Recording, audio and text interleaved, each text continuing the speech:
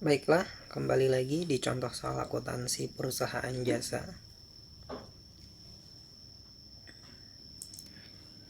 Masih di PT Bangun Ruko, sewa bangunan dan tanah. Ini kita masuk masih di periode November 2022.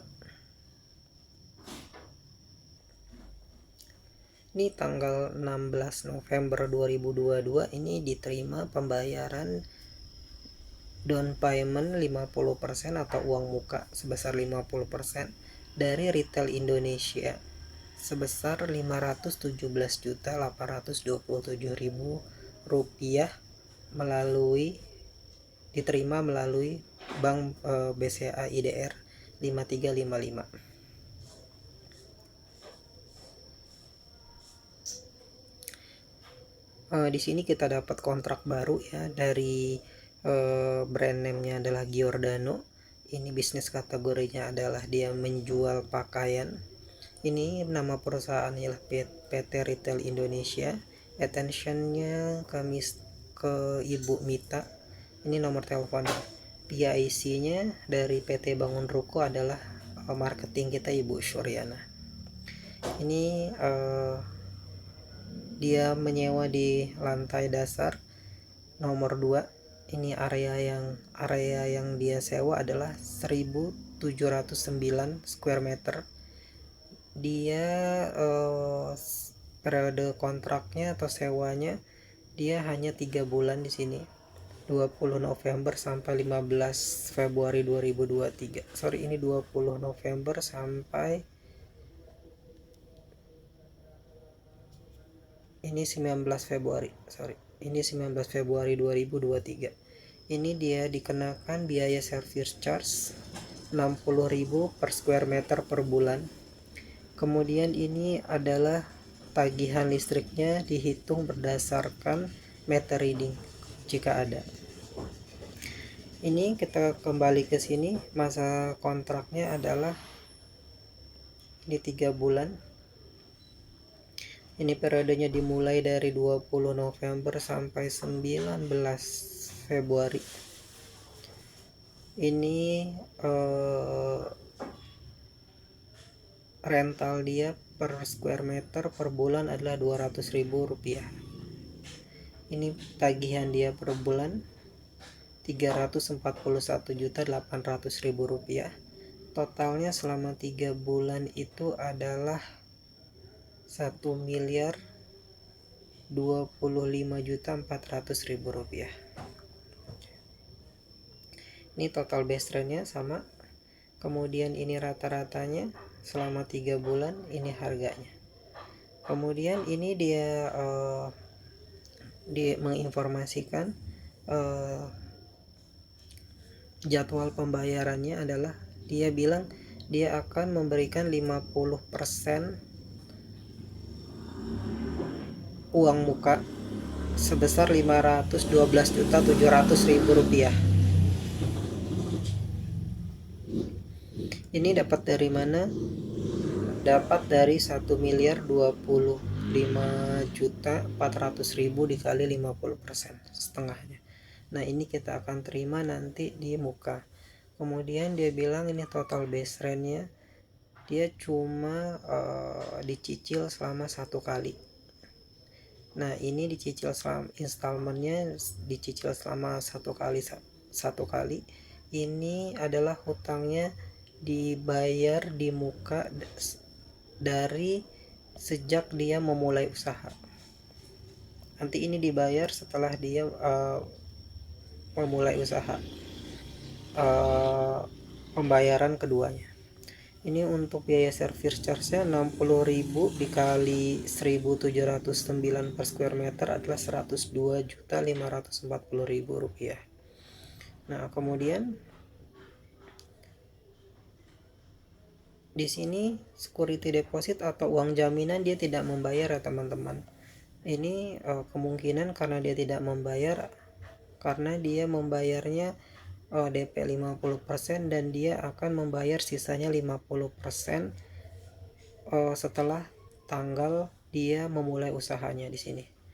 Nah, di sini Sebenarnya fungsi dari security deposit atau uang jaminan adalah strategi dari uh, tim penagih apabila penyewa tidak sanggup membayar.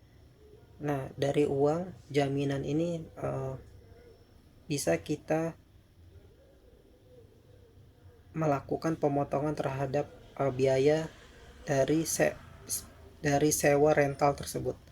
Nah, itulah fungsi dari uang jaminan ini. Nah, ini dia bilang info, dia PT Retail akan membayar nih pada tanggal 16 November uang muka sebesar 50%. Nah, jadi dia akan membayar uang muka ini di tanggal 16 di hari ini. Kemudian PT Retail tuh akan membayar rental setelah, pokoknya ini setelah tanggal setelah tokohnya dia buka tanggal 20 November 2022. Rencananya dia akan buka di tanggal 20 November 2022. Nah, ini dari marketing kita, ini dari Bu Mitanya.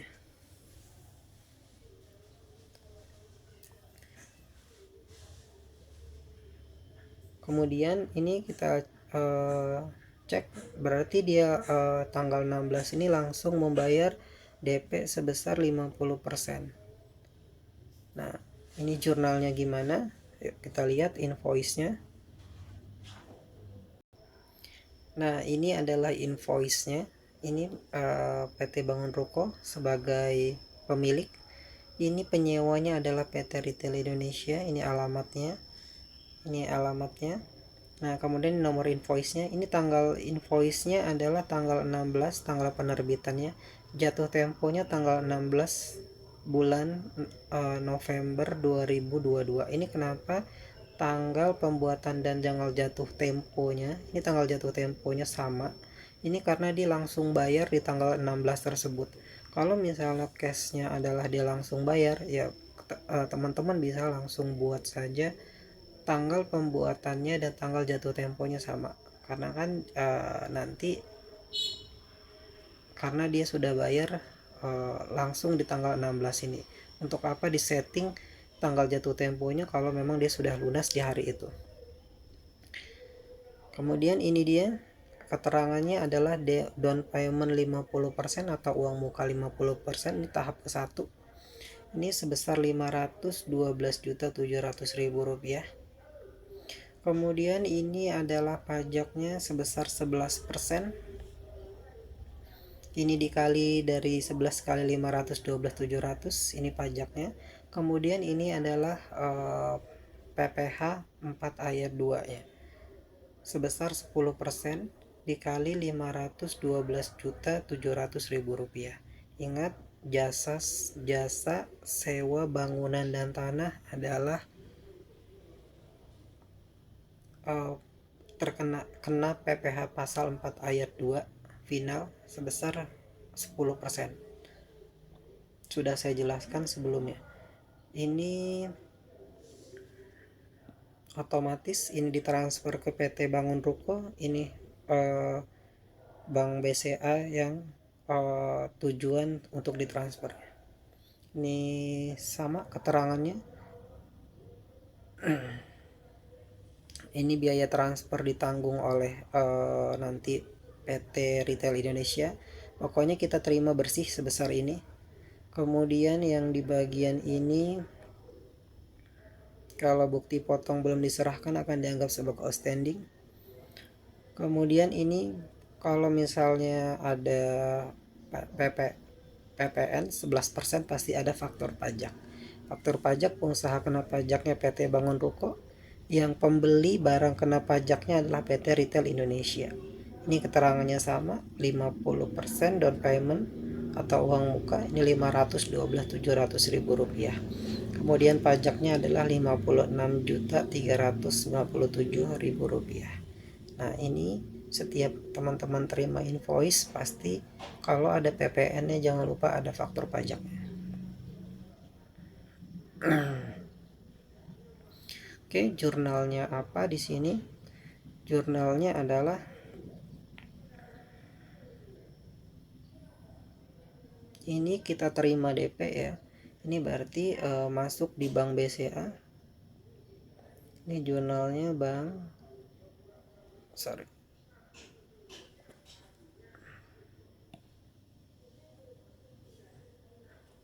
ini masuk di BCA ya, tadi keterangannya ya, BCA IDR.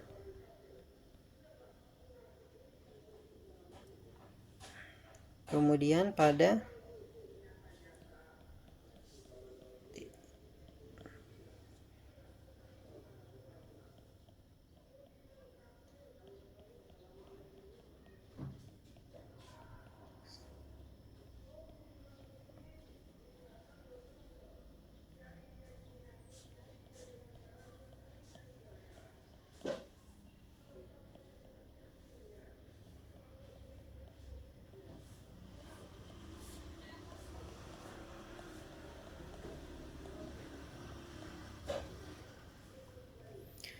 pertama-tama teman-teman tulis dulu akunnya seperti ini.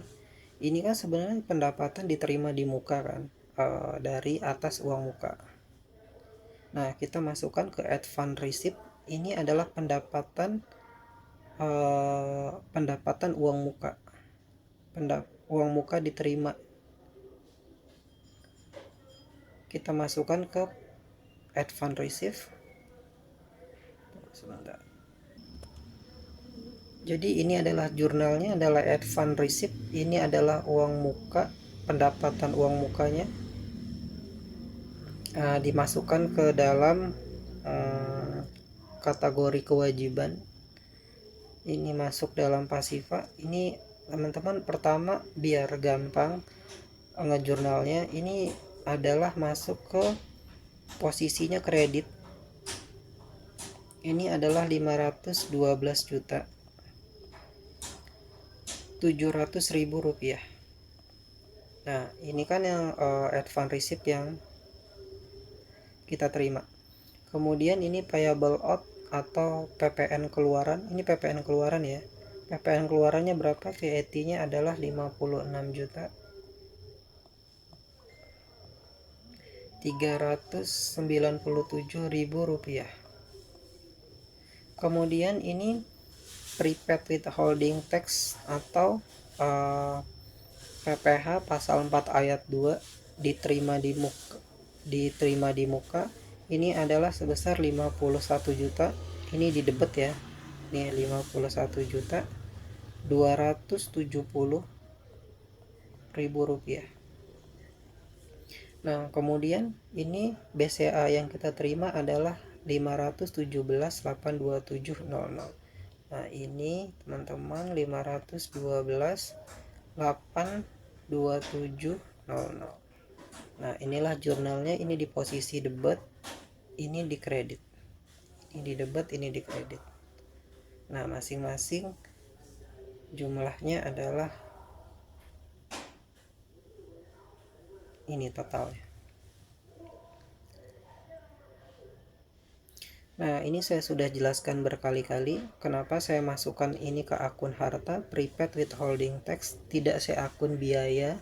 Karena satu, kita tidak bisa mengakui biaya ini sekaligus di periode yang sama. Nanti kita akan melakukan adjustment di setiap akhir bulan berdasarkan porsi biaya untuk PPh pasal 4 ayat 2-nya.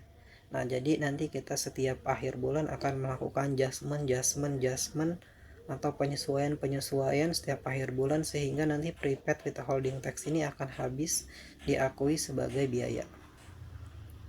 Nah, ini kan kita tidak bisa mengakui langsung biaya 51.270.000 rupiah di rugi laba. Nah, nanti biaya ini jadi besar di rugi laba karena tidak sesuai dengan porsinya. Nah, ini saya cukupkan untuk pendapatan uang muka dari PT Retail Indonesia. Semoga video ini bermanfaat dan terima kasih.